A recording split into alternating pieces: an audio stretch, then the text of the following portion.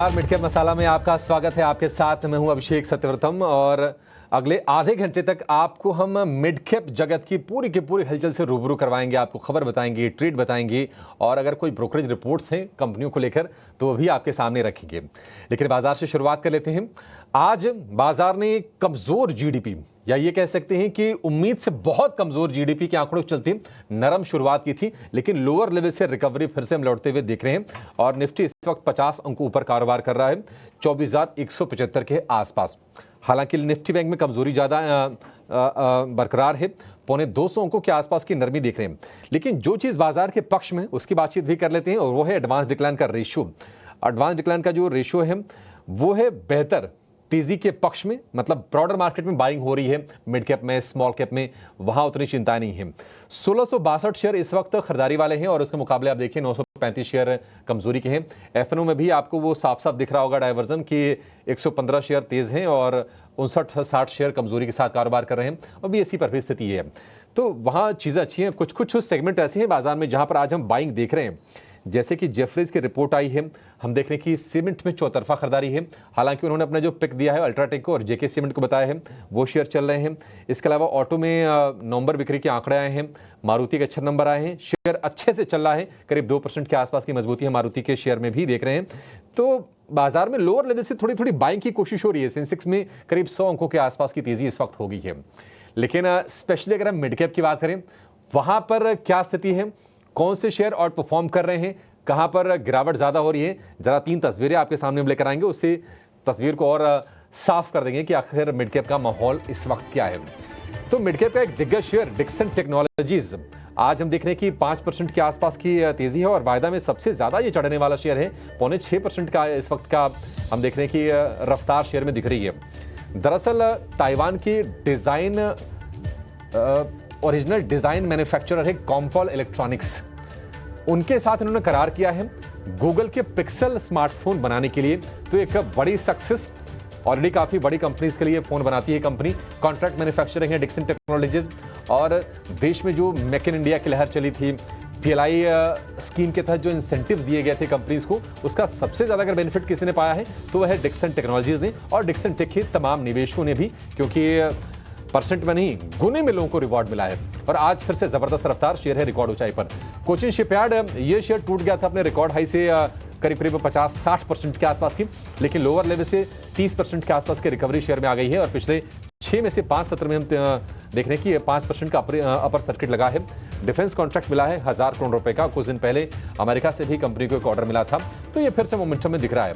Biocon के share में भी आज हम तेजी देख रहे हैं और बायोकॉन का जो शेयर है वायदा के सबसे ज्यादा चढ़ने वाले शेयरों में ये भी शामिल है। 3% के आसपास की तेजी हम बायोकॉन में देख रहे हैं और उसकी वजह यह है कि इन्होंने एक इम्यूनिटी बूस्टर एक ड्रग लॉन्च की है, यूएसएफडीए से मंजूरी मिली उस दवा को और उसके चलते शेयर में तेजी आज के सत्र में हम देख रहे हैं। तो इन तीनों शेयरों पर हम एक एक करके राय जरूर लेंगे, लेकिन पहले जरा अपने एक्सपर्ट को जोड़ेंगे और उनसे ये समझने की कोशिश करेंगे कि आज के लिए आपकी रणनीति बाजार में होनी क्या चाहिए। देखिए, बाजार के लिए जो चिंताएं हैं ना, वो उसमें कोई ऐसी कमी नहीं आ रही है। क्यों? क्योंकि एफआईज की बिकवाली लगातार जारी है। अक्टूबर में करीब 1,15,000 करोड़ रुपए की सेलिंग हुई थी एफआईज की तरफ से। नवंबर की बात करें तो वो सेलिंग थोड़ी सी घटी क्योंकि वैल्यूएशन थोड़े आकर्षक हो गए थे, फिर भी 45,000 करोड़ रुपए के आसपास की सेलिंग हो गई है। जीडीपी के आंकड़े थोड़ा सा माहौल खराब करने का काम किया है।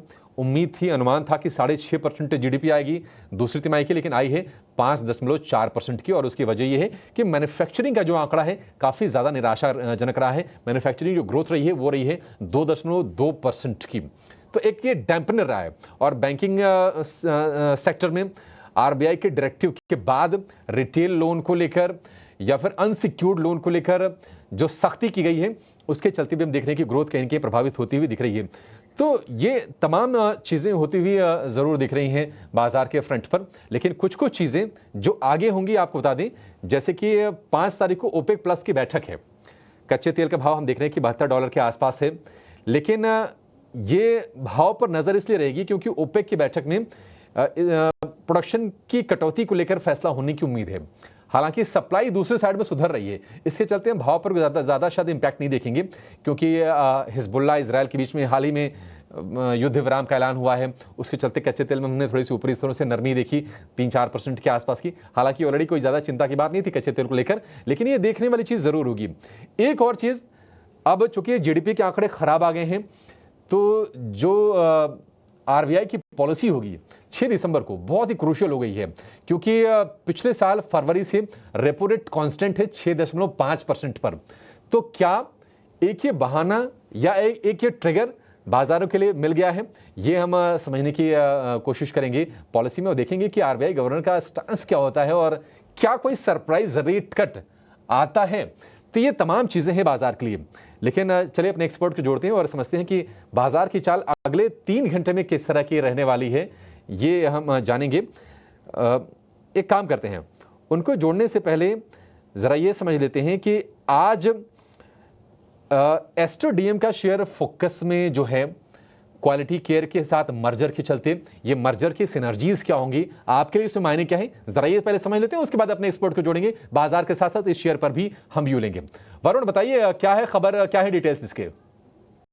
क्वालिटी केयर इंडिया लिमिटेड, इसके साथ एस्टर डीएम का जो है वो विलय हो रहा है, यानी कि मर्जर जो है उसका ऐलान इस कंपनी ने कर दिया है। शुरुआत में होगा ये कि एस्टर डीएम जो है वो दरअसल क्वालिटी केयर में 5% के आसपास का हिस्सा गेन करेगी, और उनके जो होल्डर्स है यानी कि ब्लैकस्टोन और टीपीजी, उनको एस्टर डीएम में बदले में 3.6% के आसपास का हिस्सा दिया जाएगा।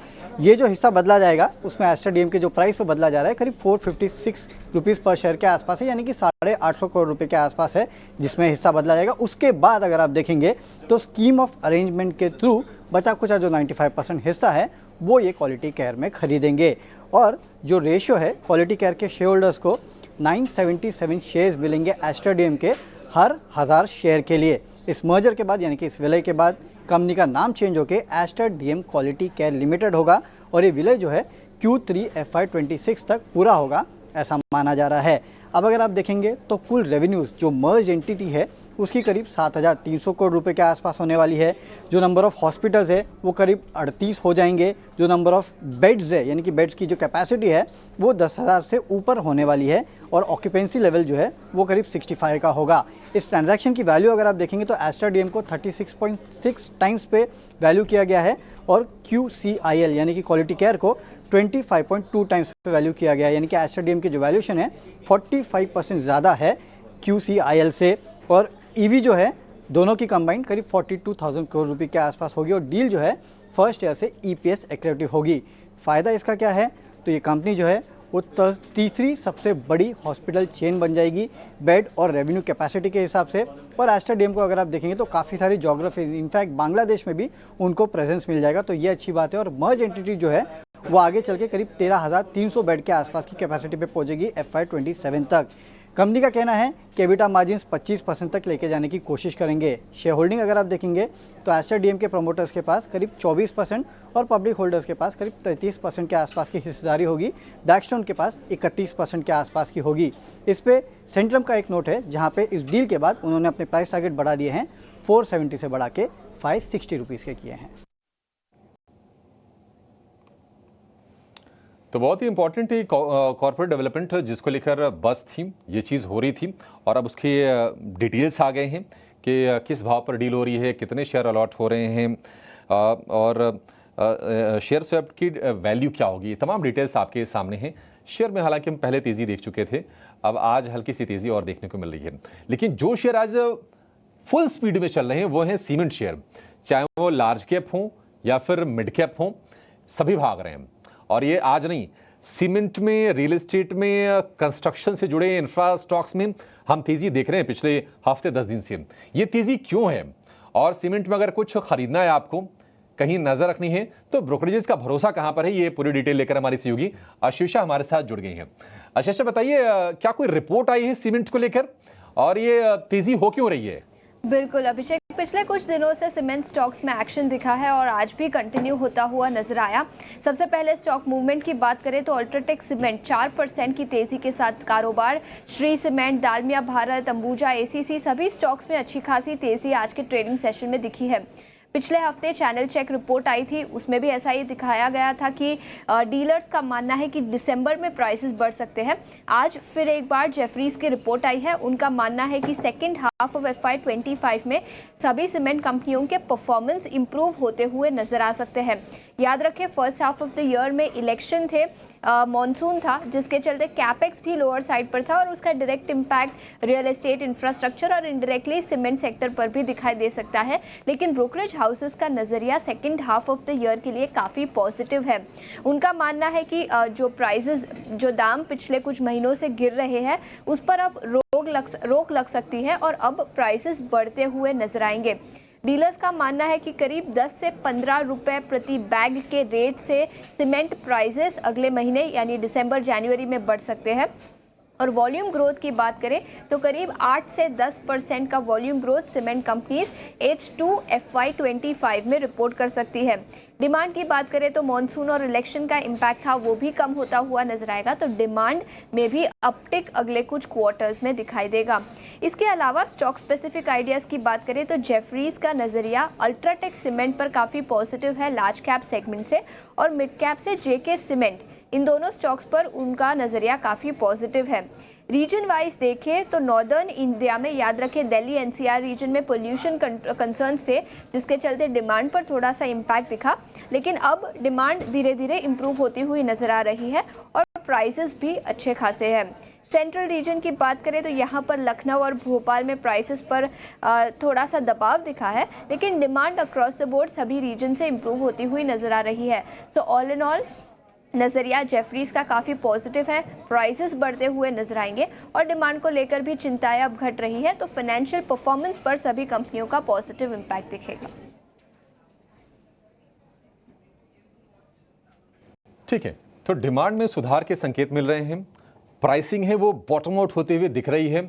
अब चूंकि इलेक्शन पीछे छूट गया महाराष्ट्र का भी, तो कंस्ट्रक्शन एक्टिविटीज या फिर इंफ्रा एक्टिविटी वहां पर भी पिकअप करेगी और सरकार का कैपेक्स बढ़ेगा, तो ओवरऑल थोड़ी सी चीज़ें इंप्रूव होती ज़रूर दिख रही हैं। साउथ में थोड़ा सा प्रेशर रहा है क्योंकि वहाँ पर रेन की समस्या रही है, कंपटीशन थोड़ा सा ज़्यादा रहा है, लेकिन बाकी जगहों पर चीज़ें धीरे धीरे बेहतर होती नज़र आ रही हैं। और जेफरीज ने 2 शेयर आपके लिए हाईलाइट करके बताए हैं, भाव लेकर आइए, जरा भाव दिखाते हैं। वो है अल्ट्राटेक सीमेंट। आज अगर आप देखेंगे सीमेंट पैक में, चूंकि ये दिग्गज कंपनी है अल्ट्राटेक को अगर समझना है तो आप बता दें कितनी बड़ी दिग्गज है। आप ACC और अंबुजा को अगर दोनों को मिला दें तो भी अल्ट्राटेक की साइज के बराबर दोनों कंपनीज नहीं है। ये अल्ट्राटेक आज निफ्टी के लीडर्स में भी ये शामिल है, इनफैक्ट सबसे ज़्यादा चढ़ा हुआ शेयर 3.5% का।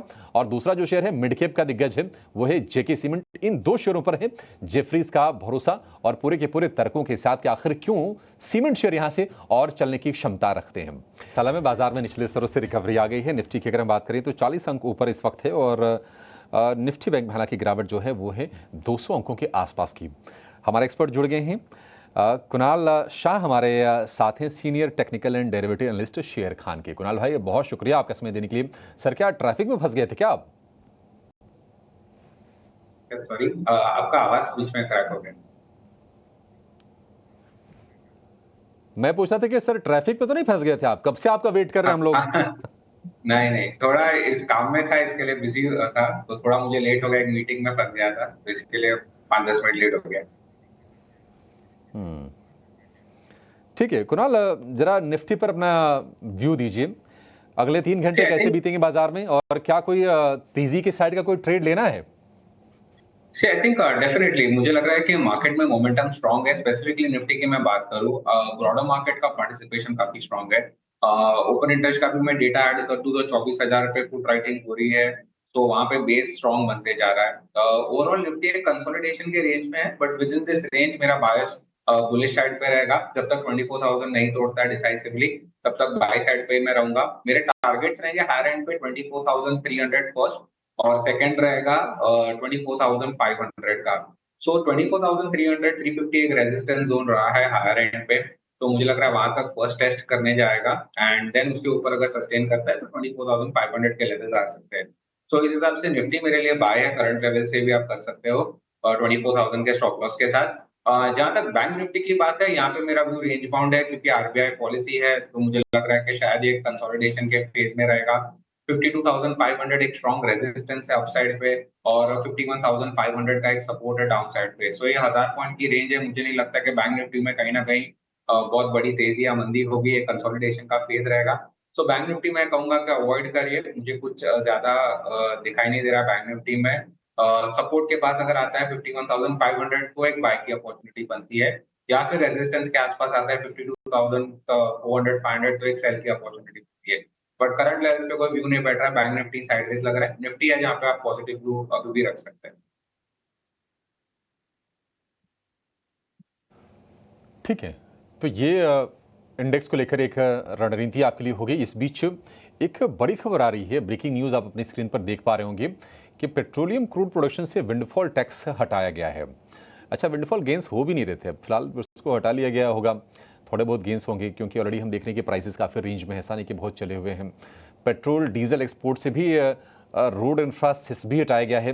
तो निश्चित तौर पर इंडस्ट्री को लेकर एक बड़ी खबर है ये।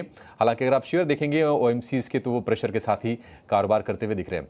तो निश्चित तौर पर क्रूड प्रोडक्ट्स से विंडफॉल टैक्स हटाया गया है और एटीएफ पेट्रोल डीजल के एक्सपोर्ट से भी विंडफॉल टैक्स को सरकार ने विड्रॉ करने का, उसको रिमूव करने का फैसला ले लिया है।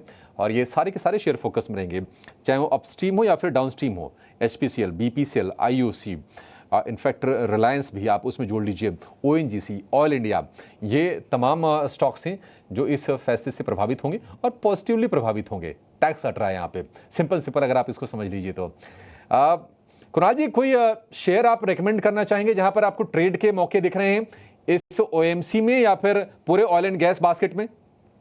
आई थिंक डेफिनेटली मेरा जो फर्स्ट रहेगा बाय साइड पे वो रहेगा ओएनजीसी पे ही। आई थिंक चार्ट स्ट्रक्चर काफी स्ट्रांग है ओएनजीसी का, एक ओवरसोल्ड की टेरिटरी में है, यहाँ से एक बाउंस आना चाहिए 20 डे मूविंग एवरेज के को ब्रेकआउट के वर्ष पे वॉल्यूम्स के साथ। सो आई थिंक यहाँ एक मोमेंटम अच्छा बनना चाहिए। सो ओएनजीसी मेरे लिए बाय रहेगा। करंट लेवल से 251 का स्टॉप लॉस रखना है, 263 और 269 के हायर एंड पे टारगेट रखना है फॉर ओएनजीसी। ओएनजीसी मेरे लिए बाय है। सेकंड है pharma space. I think pharma space काफी अच्छा लग रहा है, यहाँ से भी एक अच्छी खासी तेजी हो सकती है। सो वहां से मेरा पिक रहेगा नाटको फार्मा। आज के ट्रेडिंग सेशन में काफी शानदार वॉल्यूम्स हुए हैं। अगर आप चार्ट स्ट्रक्चर भी देखोगे तो एक इनवर्स हेड एंड शोल्डर का पैटर्न बनाया है डेली चार्ट पे, ट्रेंड लाइन ब्रेकआउट पे है स्टॉक। सो आई थिंक यहाँ एक मोमेंटम बनता हुआ दिखेगा नाटको फार्मा में। सो आप करंट लेवल से नाटको फार्मा को लॉन्ग कर सकते हो। 1385 का आपको स्टॉप लॉस रखना है डाउन साइड पे। हायर एंड पे 1510 से लेके 1560 के टारगेट्स रहेंगे अपसाइड। नेटको फार्मा और ओएनजीसी, ये दो शेयर आपके लिए ट्रेड के लिहाज से हैं। लेकिन एक ट्रेड जरा ऑप्शन का जान लेते हैं, ऑप्शंस के चैंपियन के जरिए।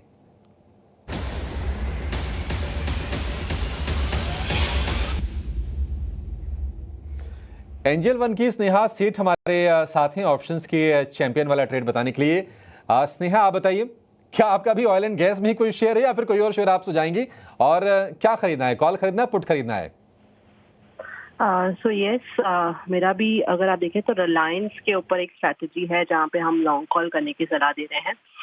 काउंटर अगर आप देखें तो एक अच्छा बेस फॉर्मेशन कर लिया है अराउंड 1220 के आसपास, और वहां से एक थोड़ा सा कंसोलिडेशन दिख रहा है। बट ओवरऑल ऑप्शंस एक्टिविटी देख के लग रहा है करके पॉसिबिलिटी है करके कि हम अपसाइड की मूव देख सकते हैं यहाँ से। तो आई वुड रिकमेंड कि यहाँ पे एट दी मनी की कॉल जो 1300 की कॉल है वो बाय करें। 28-30 रुपीज के रेंज में से बाय करना है। स्टॉप लॉस 19 का रहेगा, टारगेट इसमें 49 तक के रहेंगे। As per the stop loss and target mention, यहाँ पे मैक्सिमम रिस्क इन्वॉल्व है, दैट इज अराउंड 5500, और जो प्रॉफिट पोटेंशियल रहेगा that will be around 9500। Reliance 1300 रुपए की डॉट 1300 रुपए पर ट्रेड कर रहा, फिलहाल आधे % के आसपास की तेजी है। 1300 वाली आपको एट द मनी कॉल खरीदनी है, 28 से 30 रुपए भाव पर मिलेगी। लक्ष्य 49 रुपए, स्टॉप लॉस 19 रुपए, अधिकतम मुनाफा 9500, अधिकतम नुकसान 5500। तो रिस्क रिवॉर्ड रेशियो के लिहाज से भी ठीक है और शेयर बढ़िया है। ये स्ट्रेटजी बहुत ही दमदार है आपके लिए। स्नेहा, बहुत शुक्रिया आपका समय देने के लिए और हमारे दर्शकों को ये कॉल ऑप्शन सजेस्ट करने के लिए। चलिए आखिर में जान लेंगे एक निवेश वाला शेयर, मिड कैप का महारथी।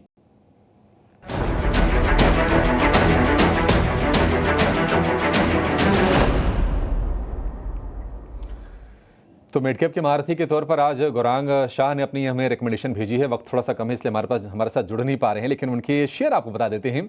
अब वो शेयर है सिम्फनी लिमिटेड। टारगेट इसका होगा आपके लिए, अगर हम 12 महीने की बात करें, वो होगा 1520 रुपए का। लॉन्ग टर्म के लिए एक बढ़िया प्रोस्पेक्ट आपके लिए बनता हुआ दिखाई देगा। 1369-70 रुपए के आसपास के भाव हैं, 2% के आसपास की तेजी आज हम शेयर में देख रहे हैं। तो सिम्फनी पर आप दांव लगा के चल सकते हैं निवेश के नजरिए से। बहुत शुक्रिया आपका सर आज जुड़ने के लिए, और बाजार पर आपने व्यू भी शेयर किया और अपने ट्रेडिंग कॉस्ट भी बताएं। Thank you so much. इस शो को फिलहाल यहीं पर समाप्त करेंगे।